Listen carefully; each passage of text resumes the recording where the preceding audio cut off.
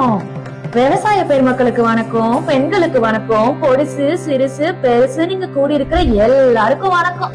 Right, ஆரம்பிக்கலாமா?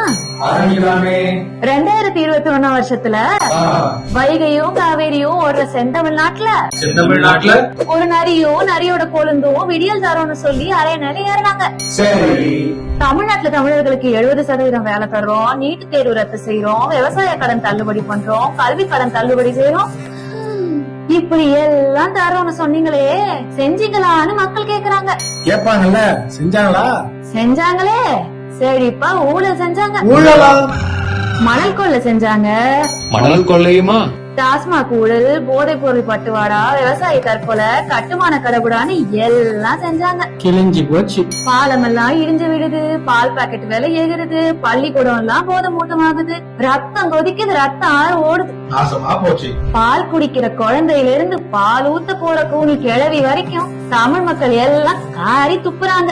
அதுக்கு அவரு என்ன சொல்றாரு?